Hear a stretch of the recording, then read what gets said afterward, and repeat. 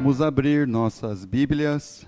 Abra sua Bíblia no Salmo 69, versículos 7, 8, 9 e 10.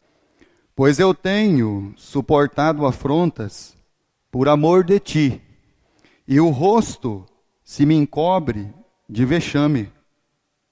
Tornei-me estranho aos meus irmãos e desconhecido dos filhos de minha mãe, pois o zelo da tua casa me consumiu, e as injúrias dos que te ultrajam caem sobre mim. Chorei em jejum está a minha alma, e isso mesmo se me tornou em afronta. O salmista, no Salmo 69, ele declara uma vida de zelo para com Deus.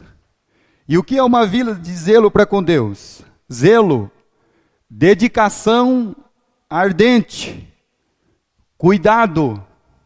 Mas quando nós olhamos para a palavra de Deus, olhamos para o passado, olhamos para o presente, e nós temos, meus irmãos, uma horrível expectação. Quando você olha para o passado, você não vê servos de Deus, não é? Muitos com uma dedicação ardente e um cuidado. Quando você olha para o presente, a visão é a mesma. É espantoso, é de dar medo. Então não é à toa que quando você vai ler a Bíblia, você vai encontrar o Isaías falando com Deus e dizendo assim: Senhor, ninguém quer ouvir a sua palavra. Ninguém de fato quer assumir um zelo e um compromisso com o Senhor. Então, olhando para o passado e olhando para o presente, o que nos resta agora é mudar o futuro nesse sentido. Então, quando você pensa nesse assunto, você vê o quanto isto está ou sempre esteve em falta. Uma dedicação ardente, um cuidado, um zelo, algo que realmente movimente a sua vida, como as musculaturas do seu corpo, como o sangue que corre nas suas veias, como o seu coração que pulsa. Então, quando você olha as Escrituras para o passado e você olha para o presente, hoje, a expectação é horrível. Você vai encontrar poucos que querem ter uma dedicação ardente e um cuidado mesmo com a casa de Deus e com o Deus da casa. É bem provável que você venha na casa de Deus, mas nunca encontre o Deus da casa. É bem provável que você se reúna com os irmãos, mas não entre em comunhão com o Deus da casa.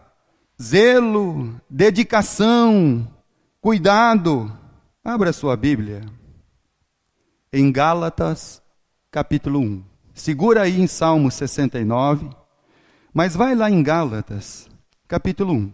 O apóstolo Paulo, em Gálatas 1, e versículo 14, ele diz assim: então preste bem atenção, olhando para o passado e para o presente, a expectação de zelo, de uma dedicação ardente e de um cuidado é horrível. E na minha nação, Paulo falando sobre a sua vida, na minha nação, quanto à minha religião, o judaísmo, avantajava-me a muitos da minha idade, sendo extremamente zeloso das tradições de meus pais. Então você vai encontrar, por exemplo, um Saulo de Tarso, que dentro daquilo que ele cria, da religião de seus pais, das suas tradições, dos seus costumes, que estavam todos equivocados, Ele era extremamente ardente, de um cuidado, de um zelo com o erro. Então tem pessoa que ele é obstinado com algumas coisas, mas com a casa de Deus e com o Deus da casa, deixa a desejar. Deixa a desejar. Então, meus irmãos, nós somos até obstinados no nosso trabalho. Nós levamos afinco as coisas. Nós cumprimos todas as regras. Nós somos obstinados com o estudo de nossos filhos. Nós estamos preocupados com isso, preocupados com aquilo. A gente só não está preocupado com a casa de Deus e com o Deus da casa. Nós estamos preocupados com a tarefa dele. Não se ele vai servir a Deus. Nós estamos preocupados com o futuro dele, se ele vai ter um emprego bom. Mas a gente não está preocupado se ele vai servir o Deus da casa. Se ele vai ser zeloso, ele vai ter ardente dedicação. Um cuidado de fato. Ele vai amar a casa de Deus, ele vai esperar ardentemente, ansiosamente, o dia que ele tem que estar aqui. E o Saulo era desse jeito. Ele é extremamente zeloso, obstinado. Só que quando chega nas questões de Deus, dá até vergonha. A gente trata a Deus menos que o nosso trabalho. Porque no seu trabalho, se estiver chovendo ou não, você tem que estar lá. Se tiver frio ou não, você vai ter que estar lá. Então nós temos um zelo com muitas coisas, uma dedicação ardente, um cuidado. Mas quando chega nas questões de Deus, isso falha, isso deixa a desejar. E não era para ser assim. Não era para nenhum de nós ser assim. Porque nós temos um Deus maravilhoso, compassivo. O Salmo 135 diz que Deus ele é bom. Os Salmos diz que Deus é quem sustenta todas as coisas. Que é Ele que faz a nossa vida, é Ele que nos guarda, é Ele que nos alimenta, é Ele que nos sustenta, é Ele que conhece o nosso deitar, o nosso levantar, é Ele que está conosco. Mas de fato, não há uma dedicação ardente da nossa parte, um cuidado para com Deus. Pelo contrário, nós queremos um Deus que se comprometa conosco, mas nós não queremos nos comprometer com Deus. Porque isso vai gerar muito problema na sua vida, concorda? Vai gerar problema no dia que você quer descansar, depois daquele dia de trabalho exausto, aí você tem culto à noite, mas você está cansado. Você já pensou se no dia que Deus socorrer sua vida, Deus olhasse para você e dissesse que Ele está cansado, que Ele não pode te atender? O dia que você estiver na sua angústia da sua morte, e você clamar por Deus, e Deus mandar um recado no seu celular assim, ó, estou cansado, liga amanhã que eu te atendo. Hoje não dá, está chovendo aqui, está frio, não vou sair daqui porque vou pegar um resfriado. Então, de fato, meus irmãos, está faltando zelo com a casa de Deus e com o Deus da casa. Não era para ser assim. Não era para tratarmos Deus com tanto descaso. Você acha que tem alguém melhor para você servir? Você acha que tem outro para você ir atrás? Livro de Malaquias é o último livro do Antigo Testamento. Malaquias é o último livro do Antigo Testamento. Capítulo 1, versículos 6, 7 e 8. O salmista no Salmo 69, ele disse, o zelo da tua casa me consumiu. E isso vai parecer uma loucura para o seu parente, para o seu vizinho, para o seu marido, para a sua esposa. Malaquias capítulo 1, versículo 6. O filho honra o pai, o servo, seu senhor. Se eu sou o pai, aonde está a minha honra? Deus está perguntando. E se eu sou o Senhor, aonde está o respeito para comigo? Outra pergunta de Deus. Diz o Senhor dos exércitos, a vós outros, ó sacerdotes. Aí, pastor, isso é para os sacerdotes, isso é para todos nós. Porque Deus nos fez reino e sacerdotes dele. Todos nós.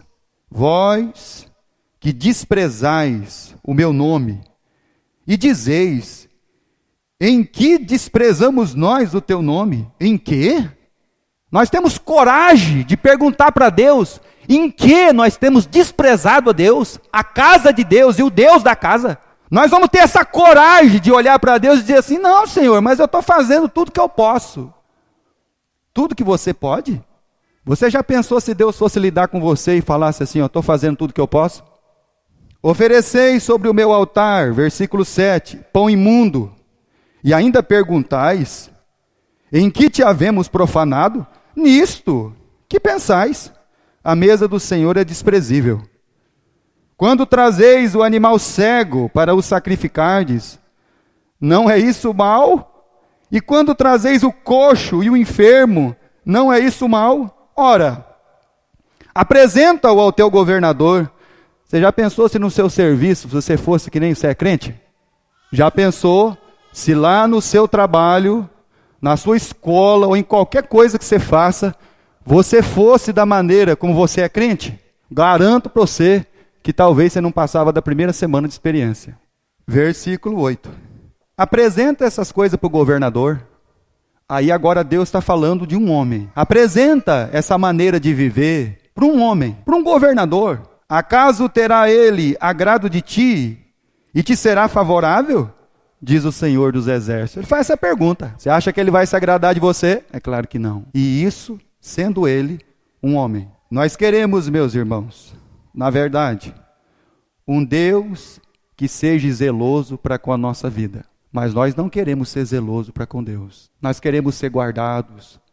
Nós queremos ser abençoados. Nós queremos as bênçãos de Deus. Nós queremos que Deus edifique a nossa casa, a nossa família. Que Deus cuide de nossos filhos. Que Deus cuide do nosso trabalho. Que Deus cuide da nossa vida. Nós queremos tudo isso. Cada um de nós que está aqui nessa noite, e até mesmo aqueles que não estão, eles querem isso. Mas ao contrário é que é o problema. O Israel de Deus, no tempo dos juízes, no tempo que eles não tinham um rei humano, eles pecavam contra Deus, eles abandonavam Deus, e aí Deus enviava os amalequitas, os midianitas, os filisteus, e dominava esse povo, escravizava, roubava suas plantações, roubavam o seu gado, suas ovelhas. Chegou um ponto de Israel não ter um ferreiro. Sabe por que não ter um ferreiro? Para que ele não produzisse nenhuma espada, até para amolar os instrumentos de trabalho do campo, eles tinham que ir lá na Filistia. E aí então esse povo clamava a Deus, clamava, e Deus enviava um Sansão, um Gideão, libertava o povo. O que acontecia? De repente, o povo voltava de novo para onde? Para o pecado. Esquecia de novo de Deus. Se rebelava de novo contra Deus. De fato, meus irmãos, é isso que acontece com a maioria das pessoas. Mas é difícil a gente ouvir isso, né? Porque aí você está sentado aí, e aí você pensa assim, ó, o pastor está pregando para mim. Não, estou pregando para todo mundo. A palavra de Deus começa daqui para lá. E a Bíblia é de Deus, não é minha. A palavra de Deus precisa servir para nós. Porque senão não tem sentido a gente sentar em banco. Evangelho de João, capítulo 2. Jesus, quando começou o seu ministério, escrito por João, então o primeiro milagre foi no casamento de Caná da Galileia. Jesus fez lá o milagre do vinho, transformou a água em vinho. Mas no mesmo capítulo 2, Jesus ele entrou no templo, versículo 13. Estando próximo, Evangelho de João, capítulo 2, versículo 13. Estando próximo à Páscoa dos judeus, subiu Jesus para Jerusalém. E encontrou no templo os que vendiam bois, ovelhas, pombos, também cambistas assentados. E tendo feito um azorrague de cordas, expulsou a todos do templo, bem como ovelhas, os bois, derramou pelo chão o dinheiro dos cambistas e virou a mesa. E disse aos que vendiam as pombas: tirai estas coisas daqui. Não façais da casa de meu pai negócio. Lembraram-se os seus discípulos de que está escrito: o zelo da tua casa me consumirá. Quando Jesus entrou na casa do Pai, a casa do Pai tinha virado um negócio. Nós não temos nada aqui para vender. Mas talvez o intuito do seu coração em vir na casa de Deus seja apenas por um negócio. Talvez o seu entendimento de estar na casa de Deus seja simplesmente para fazer um negócio com Deus. E não uma dedicação ardente, um cuidado. Aí os discípulos lembraram, está escrito, o zelo da tua casa me consumirá. A casa do Pai não é para você vir fazer negócio. A casa do Pai é para você vir adorá-lo na sua santidade. A casa do Pai é o lugar aonde o Pai fala com você. É onde você é abençoado. É aonde você é corrigido. É aonde você é consolado, para que você seja alertado da maneira errada que você está vivendo. Já imaginou se não tivesse placa de limite de velocidade em estrada? Morre 50 mil pessoas no trânsito no Brasil por ano. 50 mil. Isso porque tem placa, radar, multa. Tira as placas de velocidade. Tira o radar. Então Deus está nos avisando. Pena que a gente não quer ouvir a Deus, não é? Jesus entrou na casa do Pai. Ele tinha um zelo, um amor pela casa do Pai. Desde pequeno, estão lembrados, irmãos? Desde pequeno ele vai na casa do Pai. Ele tem amor pela casa do Pai e o Pai da casa. Ele tem zelo. Quando ele entrou lá e viu aquele negócio, ele falou, não, isso aqui está errado. O intuito não é transformar a casa do Pai num negócio. Você não vem aqui para barganhar com Deus. Você vem aqui para adorá-lo, para servi-lo, para honrá-lo. Salmo 84. O salmista, lá no Salmo 84, ele diz assim, versículo 1 e versículo 2. Ele derrama o seu amor, o seu coração, não somente pela casa de Deus, mas também para o Deus da casa. Ele tem zelo pela casa de Deus, ele tem amor. Ele ama estar na casa de Deus, porque ele ama o Senhor da casa. Versículo 1 e versículo 2. Quão amáveis são os teus tabernáculos, Senhor dos exércitos. A minha alma suspira e desfalece pelos átrios do Senhor. O meu coração e a minha carne exultam pelo Deus vivo. Ele não somente gosta de estar na casa de Deus, ele ama. Ele tem prazer. Ele tem alegria. Porque ele ama a casa de Deus. Ele tem zelo. Ele tem uma dedicação ardente. Ele tem um cuidado, mas também pelo Deus da casa. Quem despreza a casa de Deus, qual é o zelo que demonstra pelo Deus da casa? Qual é a dedicação ardente? Qual é o cuidado? Se você não tem saudade de Deus, eu então não sei o que você vai fazer na eternidade. Se para você é normal, então eu não sei. A minha carne exulta pelo Deus vivo. Eu não vejo a hora de chegar aquele dia, aquele momento precioso, que eu vou sentar na casa do meu Deus, porque as circunstâncias da vida, elas são adversas para todos nós que estamos aqui. Não tem nenhum de nós aqui que não tem uma adversidade na vida, que não enfrenta uma tristeza, um problema, uma agrura, que não enfrenta o pecado, que não sofre, que não chora. Então esse momento seria o momento mais precioso da nossa vida. É o momento que eu vou chegar lá na casa do Pai, vou encontrar os meus irmãos, eu vou adorar o Pai, e vou encontrar os filhos do Pai. Os filhos do Pai têm problema como eu.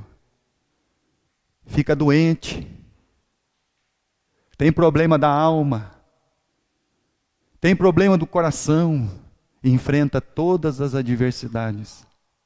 Mas eles vão estar lá. Apesar de tudo, eles vão estar lá.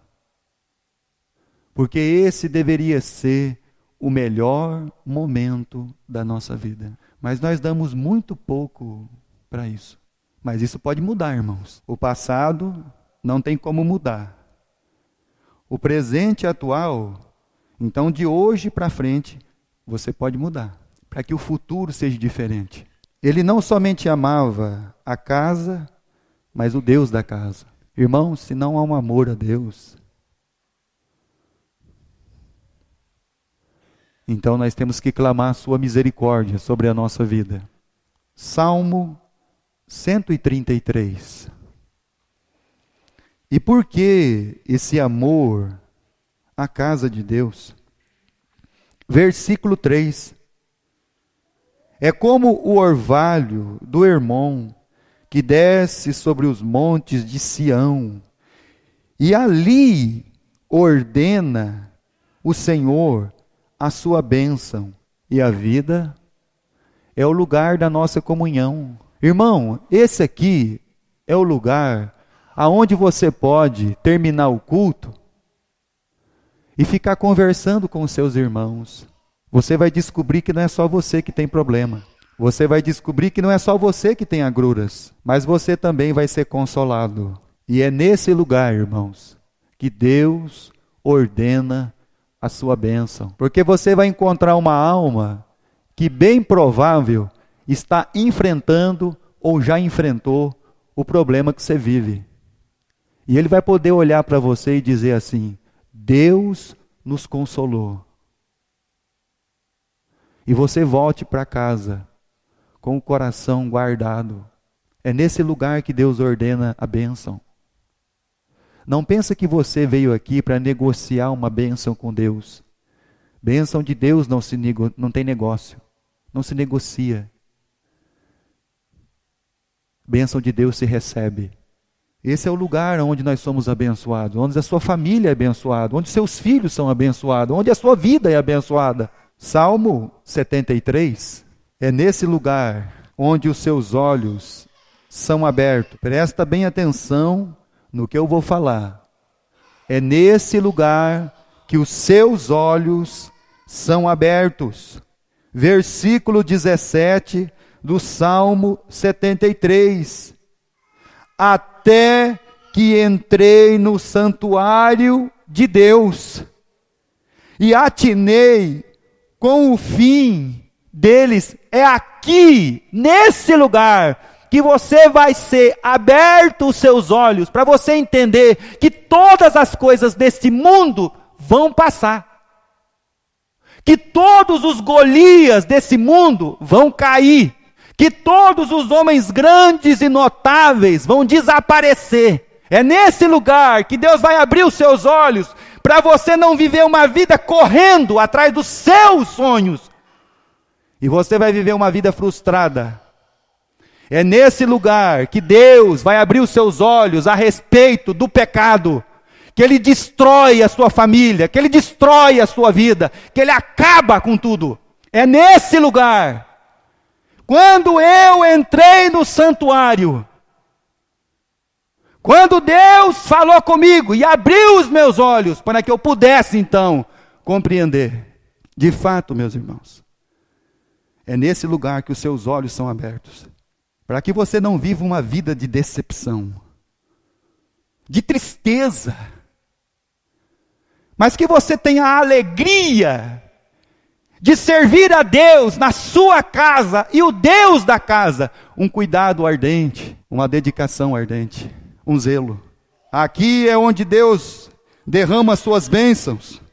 Aqui é onde Deus abre os nossos olhos. Capítulo 11 do Evangelho de Marcos. Aqui é o lugar aonde todo o nosso entendimento deveria ser para Deus. Marcos, capítulo 11, versículo 17. No Evangelho de João, João escreveu: não façais da casa de meu pai uma casa de negócio. Marcos já disse assim: também os ensinava e dizia: não está escrito? A minha casa será chamada casa de oração para todas as nações. É aqui que você fala com Deus e é aqui que Deus fala com você. É aqui que o seu coração é quebrantado. É aqui que a sua alma está contrita e precisa falar com Deus. E Deus quer falar com você. É nesse lugar. A minha casa será conhecida como uma casa de oração. E oração é falar com Deus. E Deus está falando conosco. Então por isso, meus irmãos, que a nossa dedicação ardente, o nosso cuidado, o nosso zelo deveria ser com a casa de Deus e com o Deus da casa. Salmo 69. Vamos ver o que esse zelo trouxe ao salmista. Salmo 69, versículo 7. A palavra é afronta. O que o zelo à casa de Deus trouxe a ele? Uma afronta. Um vexame. Versículo 8. Ele se tornou um desconhecido, um estranho. Versículo 9. Injúria, ultraje. Versículo 10. Chorei, choro. Mas pastor, mas isso não seria algo de bom para a nossa vida? Sim, mas isso, meus irmãos, não quer dizer com aqueles que estão à nossa volta. Talvez aquele que está na sua volta, ele não ache bacana você vir no culto. Para que esse negócio de ficar indo em igreja? Então o que ele angariou? Afronta, estranho. Os da sua própria família vão tratar você como um estranho, porque você vai ser um estranho diante deles. Um desconhecido, porque eles não vão conhecer mais você mesmo. Porque quando chegar o dia e a hora de você vir para a casa de Deus, você vai ser um estranho diante deles, um desconhecido. Vai ter choro, e talvez eles vão falar para você assim: por que você vai tanto à igreja? Abra a sua Bíblia no Evangelho de Marcos, no capítulo 1. Fizeram isso com Jesus, por que não vão fazer conosco? Marcos capítulo 1, versículo 21. Como é que era o ministério de Jesus? Olha só no versículo 21. Depois entraram em Cafarnaum e logo, no sábado, foi ele ensinar na sinagoga. Então, começou no sábado, ele já foi para a sinagoga para ensinar. Então, Jesus já entrou no templo, foi na sinagoga, foi para ensinar a palavra de Deus. Esse é o zelo pela casa de Deus. E nesse momento, apareceu lá um demônio. E ele expulsou o demônio. Versículo 29, do capítulo 1. Saindo eles da sinagoga, foram com Tiago e João diretamente para a casa de Simão e André. A sogra de Simão achava-se acamada, com febre, e logo lhe falaram a respeito dela. Versículo 31. Então, aproximando-se, tomou-a pela mão, e a febre a deixou, passando ela a servi-los. Ficou na sinagoga ensinando, saiu da sinagoga, foi para a casa de Simão, já curou a sogra do Simão. O zelo da tua casa me consome. E depois, versículo 32. Ao cair do sol. Então, como era sábado, Jesus não podia fazer o quê? Enquanto o sol estivesse? Nenhum milagre. Por quê, pastor? Por causa do judaísmo. Quando caiu o sol, trouxeram a Jesus todos os enfermos e os endemoniados. Toda a cidade estava reunida à porta. Ele curou muitos doentes de toda sorte de enfermidade. Também expeliu muitos demônios, não lhe permitindo que falasse, porque sabiam quem ele era. Então Jesus, a partir do que o sol se pôs, ele começou a efetuar muitas curas e milagres. Como é que é a vida de Jesus? Como é que é o zelo da tua casa me consome? Versículo 35. Tendo se levantado, alta madrugada, saiu para um lugar deserto e ali fazia o quê? Mas isso é uma loucura, irmão. Você ser dedicado a Deus é uma loucura. Você ficar um dia inteiro ensinando, depois fazer cura, depois que se pôr o sol, você fazer muitos milagres.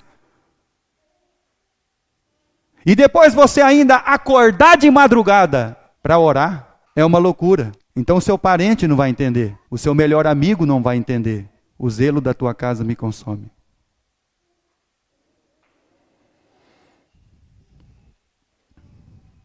Mateus capítulo 12.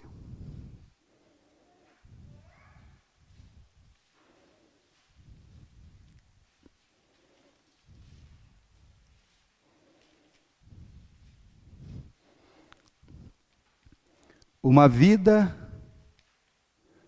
que tem um zelo de Deus. Você tem saudade de Deus, irmão?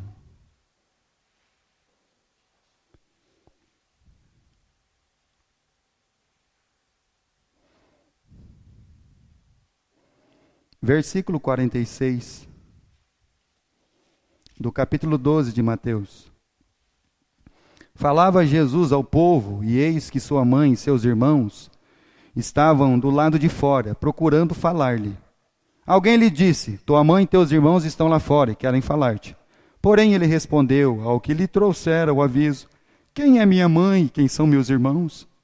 E estendendo a mão para os discípulos, disse: eis minha mãe e meus irmãos. Sabe o que os irmãos de Jesus e a mãe foi fazer lá? Levá-lo. Mas por que levá-lo?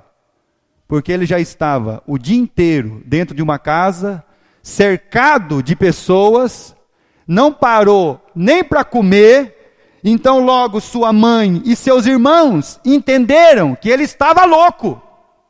Então vai ser uma loucura, não você todo dia estar na casa de Deus, mas 2 vezes por semana.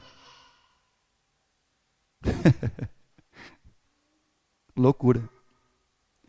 Para aquele que não tem zelo por Deus, e nem pela casa de Deus, isso é uma loucura. A gente está pronto, irmãos, para fazer qualquer coisa, menos ter um ardente desejo de servir a Deus. É uma pena.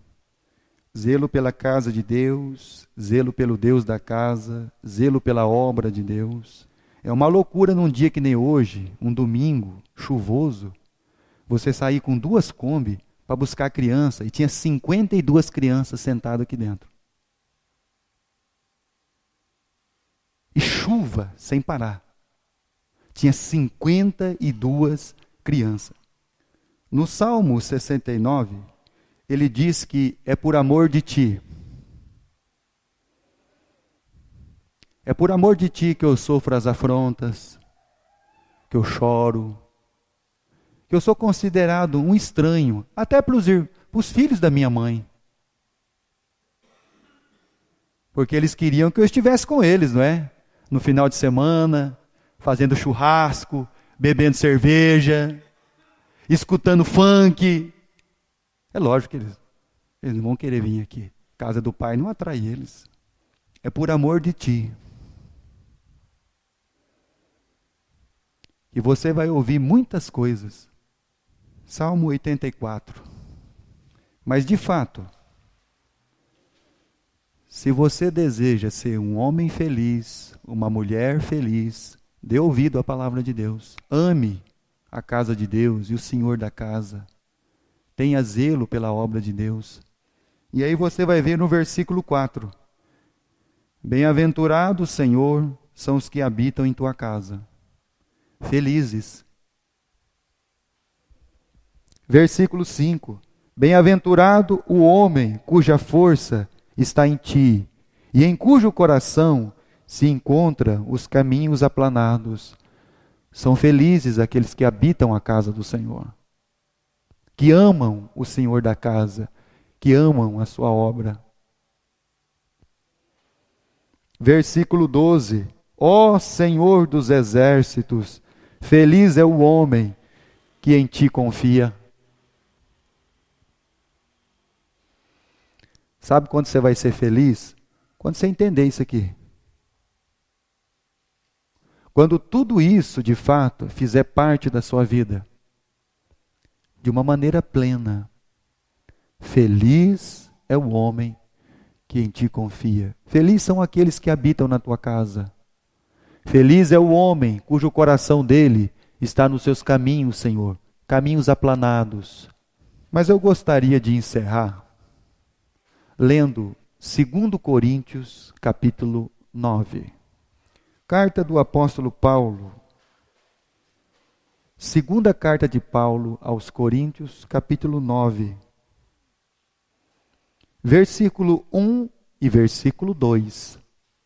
Ora, quanto à assistência a favor dos santos, é desnecessário escrever-vos, porque bem reconheço a vossa presteza, da qual me glorio junto aos macedônios, dizendo que a Acaia está preparada desde o ano passado, e que o vosso zelo tem estimulado. Então o seu zelo com Deus e com a casa de Deus estimula a sua família. Vai estimular os seus filhos. Vai estimular aqueles que estão à sua volta.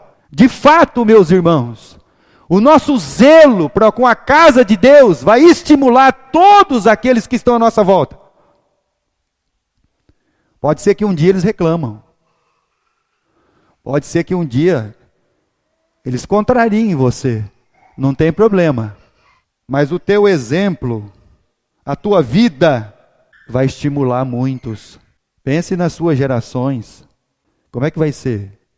Eu estou vendo terceiras gerações de famílias que serviram a Deus. E hoje, os filhos dos filhos não sabem o que é uma escola bíblica. Seu filho não vem na escola bíblica, ele já sabe tudo? Não, ele não sabe. Então é bem provável que o filho dele nunca frequentará uma escola bíblica. É bem provável. É nesse lugar que Deus abre os nossos olhos. É nesse lugar que Deus nos abençoa. É nesse lugar que falamos com Deus e Deus fala conosco. O zelo da tua casa. Você tem saudade de Deus? Você sente tristeza no dia em que você não está aqui? A hora que chega aquela hora, que você olha no relógio, você fala, puxa vida, está começando o culto. E eu não estou lá. Está começando o culto. Agora acabou o hino. Agora vai começar a pregação. E eu não estou lá. Nesse lugar Deus fala conosco. Que Deus, meus irmãos, nos abençoe. Para de fato, nós não perdermos mesmo a nossa vida tentando ganhar ela. Mas o dia que você entender que você tem que perder para ganhar, então você entendeu o propósito do reino de Deus. Não transforme a casa de Deus num negócio, mas eu peço para você, tenha o entendimento de que Deus vai te abençoar. Não é uma barganha. Deus não precisa do Maurício. Deus não precisa de mim. Deus não precisa de pastor nenhum. Somos nós que precisamos de Deus. E dá uma impressão de que Deus está precisando da gente. Então, de fato, meus irmãos, que Deus nos ajude a compreender sempre a sua palavra.